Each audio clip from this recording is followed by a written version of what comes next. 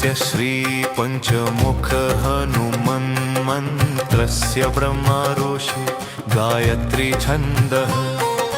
पञ्चमुख विराट हनुमान देवता ह्रीं बीजं श्रीशक्ति क्रौकीलकं क्रूकवचं क्रयस्त्राय फट् इति दिग्बन् श्रीगरुड उवाच अथ ध्यानं प्रवक्ष्यामि शृणु सर्वाङ्गसुन्दर यत्कृतं देवदेवेन ध्यान हनुमत्प्रियम् पञ्चकत्रं महाभीमं त्रिपञ्चनयनैर्युतं बाहुभिर्दशभिर्युक्तं सर्वकामार्थसिद्धिदं पूर्वतु वानरं वक्त्रं कोटिसूर्यसम्प्रभं दंष्ट्राकरालवदनं भ्रुकुटीकुटिलेक्षणम् अस्यैव दक्षिणं वक्त्रं नारसिंहं महाद्भुतम् अत्युग्रतेजोवपुष्पं भीषणनं भयनाशनं पश्चिमं गारुडं वक्त्रं वक्रतुण्डं महाबलं सर्वनागप्रशमनं विषभूतादिकृन्तनम् उत्तरं सौकरं वक्त्रं कृष्णं दीप्तं नभोपमम् पातालसिंहवेतालज्वररोगादिकृन्तनम् ऊर्ध्वं हयाननं घोरं दानवान्तकरं परं येन वक्त्रेण विप्रेन्द्र तारकाख्यमं महासुरम् जघान शरणं तस्यात् सर्वशत्रुहरं परम् ध्यात्वा पञ्चमुखं रुद्रं हनुमन्तं दयानिधिं खड्गं त्रिशूलं खट्वाङ्गं गं पाशमङ्कुशपर्वतं मुष्टिं कौमोदकीं वृक्षं धारयन्तं कमण्डलुं भिन्दिपालं ज्ञानमुद्रा दशभिर्मुनिपुङ्गवम् एतान्यायुधजालानि धारयन्तं भजाम्यहं प्रेतासनोपविष्टं तं सर्वाभरणं भूषितं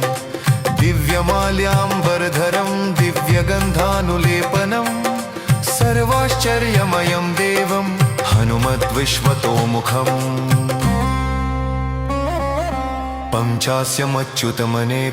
पञ्चास्यमच्युतमनेकविचित्रवर्णवक्त्रं शशाङ्कशखरं कपिराजवर्यम् पीताम्बराद्रिं मुकुटैरूपशोभिताङ्गं पिङ्गाक्षमाद्यमनिशं मनसा स्मरामि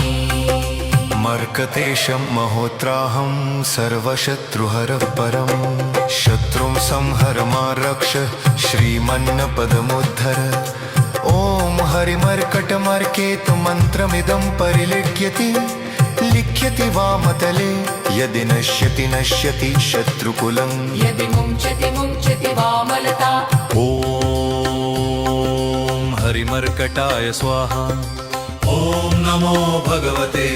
पञ्चवदनाय पूर्वकपिमुखाय सकलशत्रुसंहारकाय स्वाहा ॐ नमो भगवते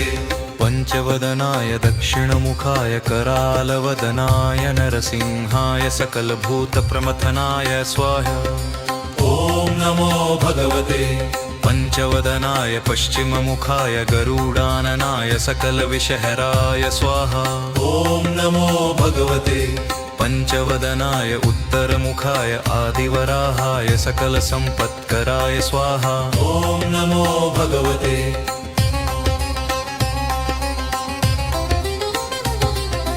ॐ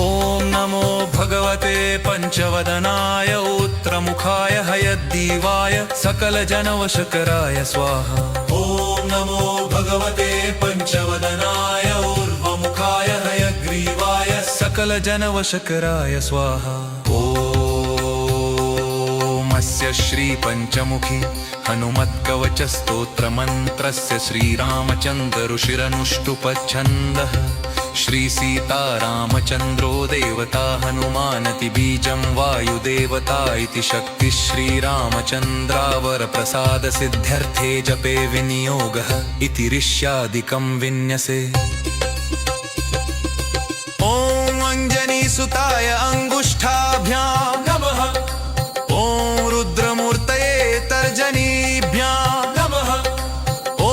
वायुपुत्राय मध्यमाभ्यां नमः ॐ अग्निगर्भाय अनामिकाभ्यां नमः ॐ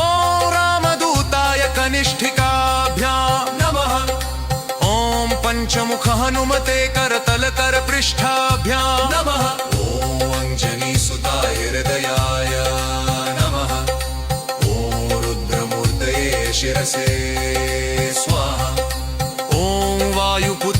शिखाय एव षट् ॐ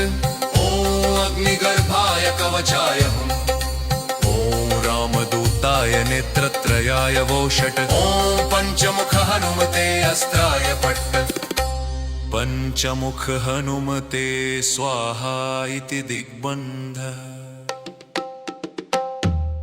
वन्दे वानरनारसिंह खगराट् क्रोडाश्ववक्त्रान्वितं दिव्यालङ्करणं त्रिपञ्चनयनं दे दीप्यमानं रुचा हस्ताब्जेरसकेटपुस्तकसुधाकुम्भाङ्कुशाद्रिंहं खट्वाङ्गं फणिभूरुहं दशभुजं सर्वारिवीरापहम् ॐ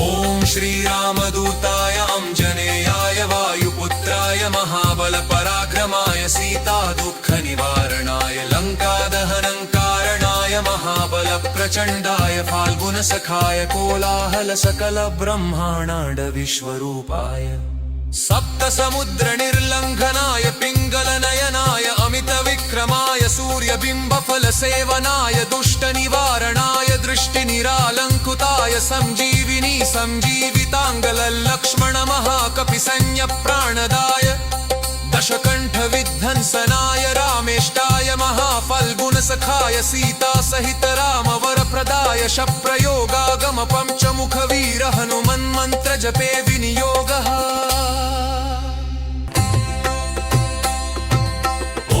हरिमर्कटमर्कटाय बं बं बं बं बं वोषत् स्वाहा ॐ हरिमर्कटमर्कटाय फं फं फं फं फं फत् स्वाहा ॐ हरिमर्कटमर्कटाय खें खें खें खें खे मारणाय स्वाहा ॐ हरिमर्कटमर्कटाय लुलु लुलु लुलु आकर्षित सकल सम्पत्कराय स्वाहा हरिमर्कटमर्कटाय धन धन धन धन धन शत्रुस्तंभनाय स्वाहा ॐ टं टं टं टं टं कूर्ममूर्तये पञ्चमुखवीर हनुमते परयन्त्रपरतन्त्रोच्चाटनाय स्वाहा ॐ कं खं गं खं चं झं झं झं टं ठं डं ढं ढं तं थं दं धं नं पं फं बं भं भं यं रल्लं वं शं शन सं हं लं शं स्वाहा इति दिग्बन्धः ॐ पूर्वकपिमुखाय पञ्चमुख हनुमते टं टं टं टं टं सकल शत्रु संहरणाय स्वाहा ॐ दक्षिणमुखाय पञ्चमुख हनुमते करालवदनाय नरसिंहाय ॐ ह्रीं ह्रें ह्यों हि सकलभूतप्रेतदमनाय स्वाहा ॐ पश्चिममुखाय गरुडाननाय पञ्चमुख हनुमते मं मं मं मं मं सकलविषहराय स्वाहा ॐ उत्तरमुखाय आदिवराहाय लं ललं लं लं नृसिंहाय नीलकण्ठमूर्तये पञ्चमुख हनुमते स्वाहा ऊर्ध्वमुखाय हयग्रीवाय रुमुण्ड्रुमुण्ड्रु रुद्रमूर्तये सकलप्रयोजननिर्वाहकाय स्वाहा ॐ अञ्जनीसुताय वायुपुत्राय महाबलाय सीताशोकनिवारणाय श्रीरामचन्द्रकृपापादुकाय महावीर्यप्रमथनाय ब्रह्माण्डनाथाय कामदाय पञ्चमुखवीर हनुमते स्वाहा भूतप्रेतपिशाच ब्रह्मराक्षस शाकिनी डाकिन्यन्तरिक्षग्रह परयन्त्रपरतन्त्रोच्चटनाय स्वाहा सकलप्रयोजननिर्वाहकाय पञ्चमुखवीर हनुमते श्रीरामचन्द्रवरप्रसादाय जं जं स्वाहा इदं कवचं पठित्वा तु महाकवचं पठेन्नर एकवारं जपेत् स्तोत्रं सर्वशत्रुनिवारणम् द्विवारं तु पठेन्नित्यं पुत्रपौत्रप्रवर्धनं त्रिवारं च पठेन्नित्यं सर्वसम्पत्करं शुभम् चतुर्वारं पठेन्नित्यं सर्वरोगनिवारणम् पञ्चवारं पठेन्नित्यं सर्वलोकवशङ्करम् षड्वारं च पठेन्नित्यं सर्वदेव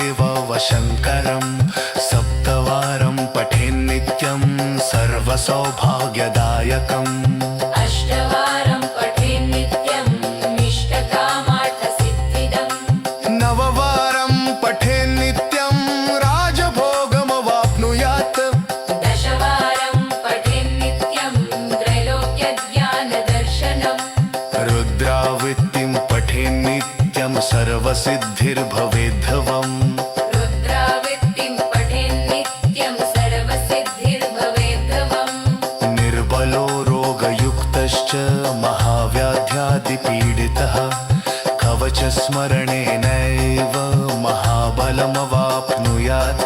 इति सुदर्शनसंहितायां श्रीरामचन्द्रसीता प्रोक्तम् ॐ श्रीपञ्चमुख हनुमन्मन्त्रस्य ब्रह्मारोषे गायत्री छन्दः पञ्चमुख विराट हनुमान देवता ह्रीं बीजम् श्रीशक्ति क्रौकीलकं क्रूकवचं क्रयस्त्राय फट् इति दिग्बन् श्रीगरुड उवाच अथ ध्यानं प्रवक्ष्यामि शृणु सर्वाङ्गसुन्दर यत्कृतं देवदेवेन ध्यान हनुमत्प्रियम् पञ्चकत्रं महाभीमं त्रिपञ्चनयनैर्युतं बाहुभिर्दशभिर्युक्तं सर्वकामार्थसिद्धिदं पूर्वतु वानरं वक्त्रं कोटिसूर्यसम्प्रभं दंष्ट्राकरालवदनं भ्रुकुटीकुटिलेक्षणम्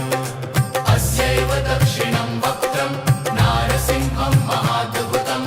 अत्युग्रतेजोवपुष्पं भीषणनं भयनाशनं पश्चिमं गारुडं वक्त्रं वक्रतुण्डं महाबलं सर्वनागप्रशमनं विषभूतादिकृन्तनम् उत्तरं सौकरं वक्त्रं कृष्णं दीप्तं नभोपमम् पातालसिंहवेतालज्वररोगादिकृन्तनम्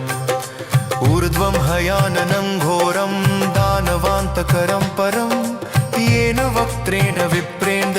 तारकाख्यमं महासुरम् जगानुशरणं तस्यात् सर्वशत्रुहरं परम् ध्यात्वा पञ्चमुखं रुद्रं हनुमन्तं दयानिधिं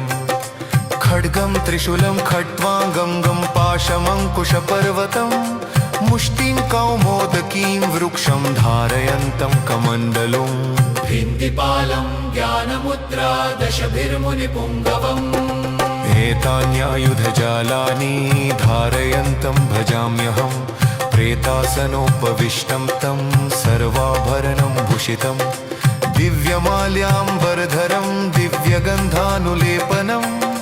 सर्वाश्चर्यमयं देवं हनुमद्विश्वतोमुखम्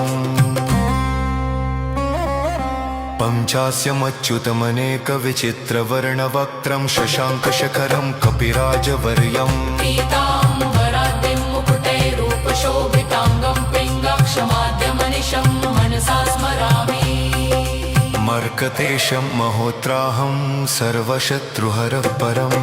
शत्रुं संहर मा रक्ष श्रीमन्नपदमुद्धर ॐ हरिमर्कटमर्केतुमन्त्रमिदं परिलिख्यति लिख्यति वामतले यदि नश्यति नश्यति शत्रुकुलम् यदि मुञ्चति मुञ्चति वामलता ॐ हरिमर्कटाय स्वाहा ॐ नमो भगवते पञ्चवदनाय पूर्वकपिमुखाय सकलशत्रुसंहारकाय स्वाहा ॐ नमो भगवते पञ्चवदनाय दक्षिणमुखाय करालवदनाय नरसिंहाय सकलभूतप्रमथनाय स्वाहा ॐ नमो भगवते पञ्चवदनाय पश्चिममुखाय गरुडाननाय सकलविषहराय स्वाहा ॐ नमो भगवते पञ्चवदनाय उत्तरमुखाय आदिवराहाय सकलसम्पत्कराय स्वाहा ॐ नमो भगवते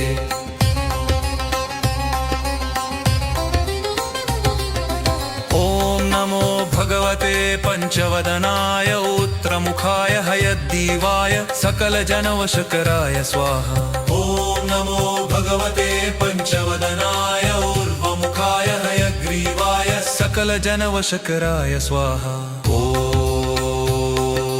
स्वाहास्य श्रीपञ्चमुखी हनुमत्कवचस्तोत्रमन्त्रस्य श्रीरामचन्द्र ऋषिरनुष्टुपच्छन्दः श्रीसीतारामचन्द्रो देवता हनुमानति बीजं वायुदेवता इति शक्तिः श्रीरामचन्द्रावरप्रसादसिद्ध्यर्थे जपे विनियोगः इति ऋष्यादिकं विन्यसे। ॐ अञ्जनीसुताय अङ्गुष्ठाभ्यां नमः ॐ रुद्रमूर्तये तर्जनीभ्यां नमः ॐ वायुपुत्राय मध्यमाभ्यां नमः ॐ अग्निगर्भाय अनामिकाभ्यां नमः ॐ रामदूताय कनिष्ठिकाभ्यां नमः ॐ पञ्चमुख हनुमते करतलकरपृष्ठाभ्यां नमः ॐ अञ्जनीसुताय हृदयाय नमः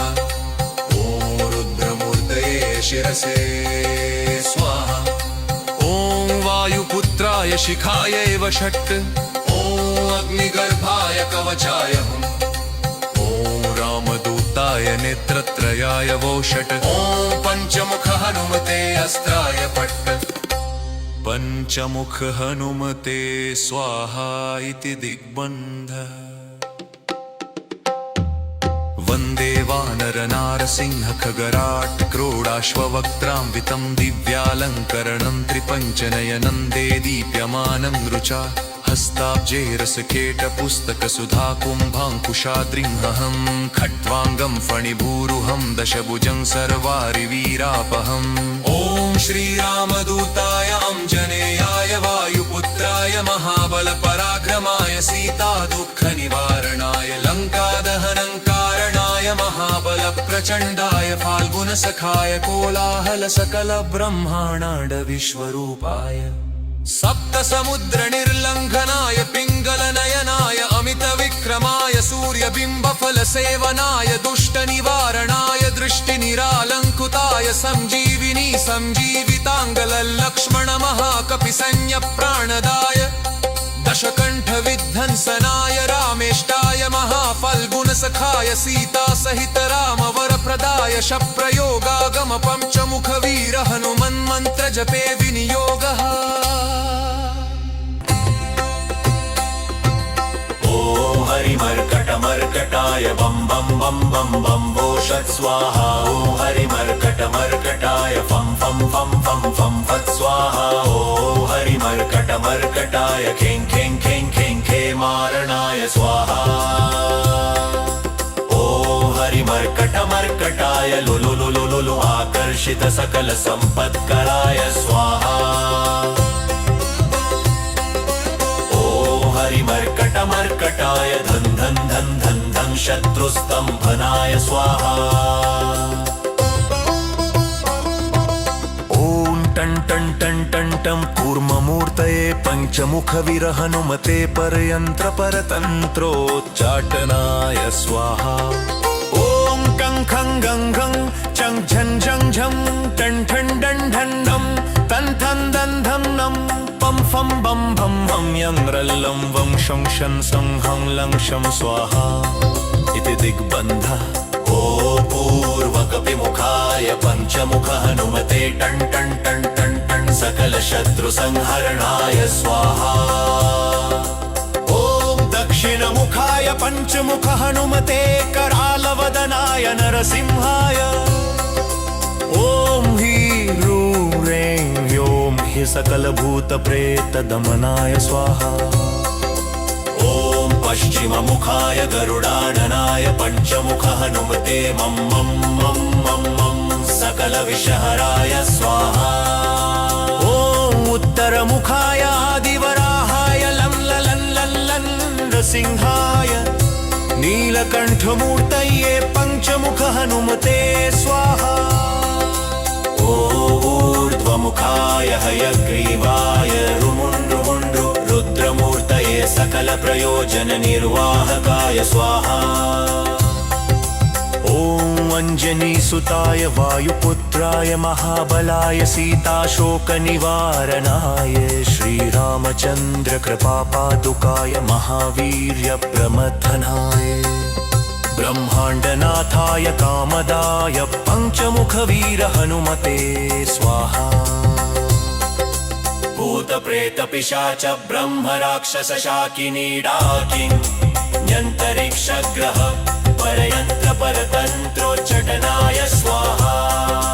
सकल प्रयोजन निर्वाहकाय पञ्चमुखवीर हनुमते श्रीरामचन्द्र वरप्रसादाय जन जन स्वाहा इदं कवचं पठित्वा तु महाकवचं पठेन्नर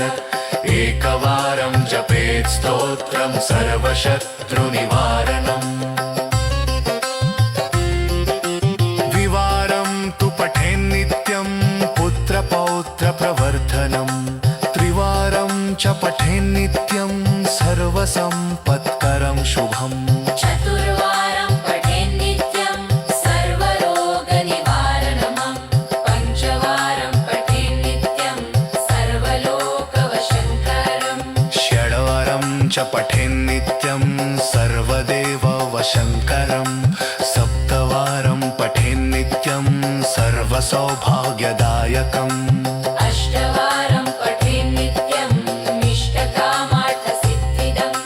नववारं पठेन्नित्यं राजभोगमवाप्नुयात्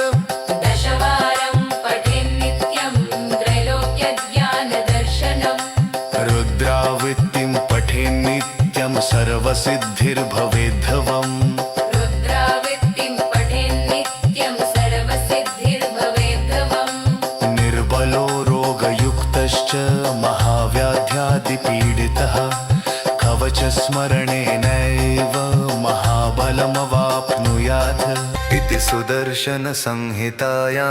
श्रीरामचन्द्रसीता प्रोक्तम् ओमस्य श्रीपञ्चमुखहनुमन्मन्त्रस्य ब्रह्मारोषे गायत्री छन्दः पञ्चमुखविराट हनुमान देवता ह्रीं बीजम् श्रीशक्ति क्रौकीलकं क्रूकवचं क्रयस्त्राय फट् इति दिग्बन्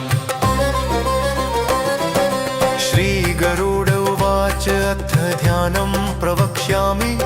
शृणु सर्वाङ्गसुन्दर यत्कृतं देवदेवेन ध्यान हनुमत्प्रियम् पञ्चकत्रं महाभीमं त्रिपञ्चनयनैर्युतं बाहुभिर्दशभिर्युक्तं सर्वकामार्थसिद्धिदं पूर्वतु वानरं वक्त्रं कोटिसूर्यसम्प्रभं दंष्ट्राकरालवदनं भ्रुकुटीकुटिलेक्षणम् अस्यैव दक्षिणं वक्त्रं नारसिंहं महाद्भुतम् अत्युग्रतेजोवपुष्पं भीषणनं भयनाशनं पश्चिमं गारुडं वक्त्रं वक्रतुण्डं महाबलं सर्वनागप्रशमनं विषभूतादिकृन्तनम् उत्तरं सौकरं वक्त्रं कृष्णं दीप्तं नभोपमम् पातालसिंहवेतालज्वररोगादिकृन्तनम् ऊर्ध्वं हयाननं घोरं दानवान्तकरं परं येन वक्त्रेण विप्रेन्द तारकाख्यमं महासुरम् जघान शरणं तस्यात् सर्वशत्रुहरं परम् ध्यात्वा पञ्चमुखं रुद्रं हनुमन्तं दयानिधिं खड्गं त्रिशूलं खट्वाङ्गं गं पाशमङ्कुशपर्वतं मुष्टिं कौमोदकीं वृक्षं धारयन्तं कमण्डलुम् भिन्दिपालं ज्ञानमुद्रा दशभिर्मुनिपुङ्गवम् एतान्यायुधजालानि धारयन्तं भजाम्यहं प्रेतासनोपविष्टं तं सर्वाभरणं भूषितं दिव्यमाल्याम्बरधरं दिव्यगन्धानुलेपनं सर्वाश्चर्यमयं देवं हनुमद्विश्वतोमुखम् पञ्चास्यमच्युतमनेकविचित्रवर्णवक्त्रं शशाङ्कशखरं कपिराजवर्यम् पीताम्बराद्रिं मुकुटैरूपशोभिताङ्गं पिङ्गाक्षमाद्यमनिशं मनसा स्मरामि मर्कतेशं महोत्राहं सर्वशत्रुहरः परं शत्रुं संहर मा रक्ष श्रीमन्नपदमुद्धर ॐ हरिमर्कटमर्केतु मन्त्रमिदं परिलिख्यति लिख्यति वामतले यदि नश्यति नश्यति शत्रुकुलम् यदि मुञ्चति मुञ्चति वामलता ॐ हरिमर्कटाय स्वाहा ॐ नमो भगवते पञ्चवदनाय पूर्वकपिमुखाय सकलशत्रुसंहारकाय स्वाहा ॐ नमो भगवते पञ्चवदनाय दक्षिणमुखाय करालवदनाय नरसिंहाय सकलभूतप्रमथनाय स्वाहा ॐ नमो भगवते पञ्चवदनाय पश्चिममुखाय गरुडाननाय सकलविषहराय स्वाहा ॐ नमो भगवते पञ्चवदनाय उत्तरमुखाय आदिवराहाय सकलसम्पत्कराय स्वाहा ॐ नमो भगवते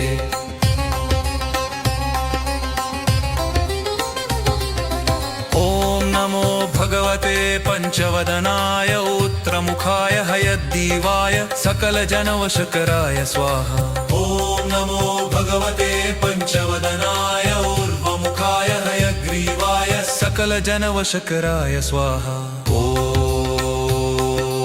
अस्य श्रीपञ्चमुखी हनुमत्कवचस्तोत्रमन्त्रस्य श्रीरामचन्द्रऋषिरनुष्टुपच्छन्दः श्रीसीतारामचन्द्रो देवता हनुमानति बीजं वायुदेवता इति शक्तिः श्रीरामचन्द्रावरप्रसादसिद्ध्यर्थे जपे विनियोगः इति ऋष्यादिकं विन्यसे ॐ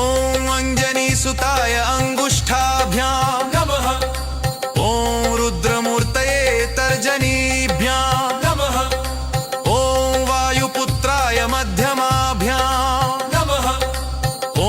अग्निगर्भाय अनामिकाभ्यां नमः ॐ रामदूताय कनिष्ठिकाभ्यां नमः ॐ पञ्चमुख हनुमते करतलकरपृष्ठाभ्यां नमः ॐ अञ्जनीसुताय हृदयाय नमः ॐ रुद्रमूर्तये शिरसे स्वाहा ॐ वायुपुत्राय शिखाय एव षट् ॐ अग्निगर्भाय कवचाय हुम् ॐ रामदूताय नेत्रत्रयाय वो षट् ॐ पञ्चमुख हनुमते अस्त्राय पट्ट पञ्चमुख हनुमते स्वाहा इति दिग्बन्ध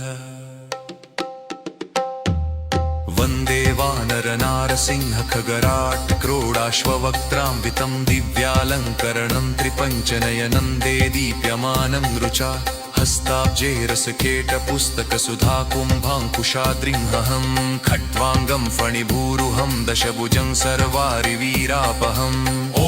श्रीरामदूताय अञ्जनेयाय वायुपुत्राय महाबलपराक्रमाय सीतादुःखनिवारणाय लङ्कादहनङ्कारणाय महाबलप्रचण्डाय फाल्गुनसखाय कोलाहलसकलब्रह्माण्ड विश्वरूपाय सप्तसमुद्रनिर्लङ्घनाय पिङ्गलनयनाय अमितविक्रमाय सूर्यबिम्बफलसेवनाय दुष्टनिवारणाय दृष्टिनिरालङ्कृताय सञ्जीविनी सञ्जीविताङ्गलक्ष्मण महाकपिसंज्ञप्राणदाय दशकण्ठविध्वंसनाय रामेष्टाय महाफल्गुनसखाय सीतासहित रामवरप्रदाय शप्रयोगागम पञ्चमुखवीर हनुमन्मन्त्रजपे विनियोगः ॐ हरिमर्कटमर्कटाय बं बं बं बं बं वोषत् स्वाहा ॐ हरिमर्कटमर्कटाय फं फं फं फं फं फत् स्वाहा ॐ हरिमर्कटमर्कटाय खें खें खें खें खे मारणाय स्वाहा ॐ हरिमर्कटमर्कटाय लुलु लुलु लुलु आकर्षित सकल सम्पत्कराय स्वाहा हरिमर्कटमर्कटाय धन धन धन धन धन शत्रुस्तम्भनाय स्वाहा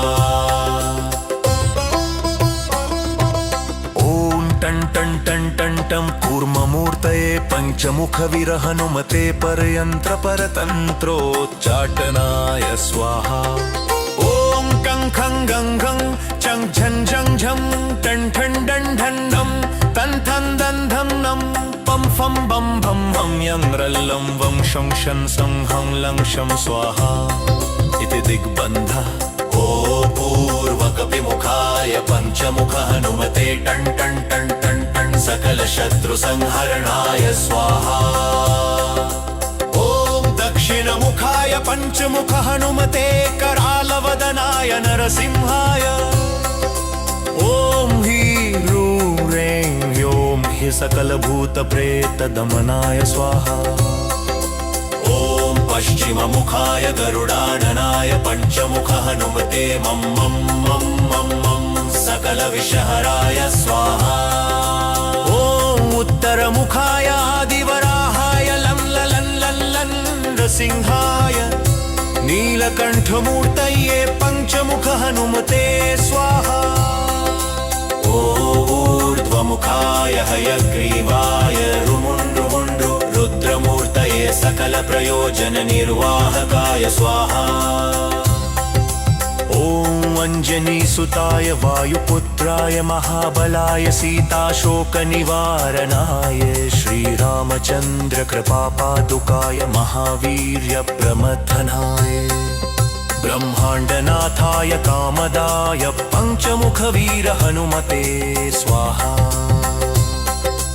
भूतप्रेतपिशाच ब्रह्मराक्षसशाकिनी डाकिन्यन्तरिक्षग्रह परयन्त्रपरतन्त्रोच्चटनाय स्वाहा सकल प्रयोजन निर्वाहकाय पञ्चमुखवीर हनुमते श्रीरामचन्द्र वरप्रसादाय जन जन स्वाहा इदं कवचं पठित्वा तु महाकवचं पठेन्नर एकवारं जपेत् स्तोत्रं सर्वशत्रुनिवारणम् द्विवारं तु पठेन्नित्यं पुत्रपौत्रप्रवर्धनं त्रिवारं च पठेन्नित्यं सर्वसम्पत्करं शुभम् चतुर्वारं पठेन्नित्यं सर्वरोगनिवारणम् पञ्चवारं पठेन्नित्यं सर्वलोकवशङ्करम् षड्वारं च पठेन्नित्यं सर्वदेववशङ्करं सप्तवारं पठेन्नित्यं सर्वसौभाग्यदायकम् अष्टवारं पठेन्नित्यं इष्टकामार्थसिद्धिदम् नववारं पठेन्नित्यं राजभोगमवाप्नुयात् दशवारं पठेन्नित्यं त्रैलोक्यज्ञानदर्शनम् रुद्रावृत्तिं पठेन्नित्यं सर्वसिद्धिर्भवेद्धवम् रुद्रावृत्तिं पठेन्नित्यं सर्वसिद्धिर्भवेद्धवम् निर्बलो रोगयुक्तश्च महाव्याध्यादिपीडितः कवचस्मरणेनैव महाबलमवाप्नुयात् इति सुदर्शनसंहितायां श्रीरामचन्द्रसीताप्रोक्तम् श्रीपञ्चमुखहनुमत्कवचम्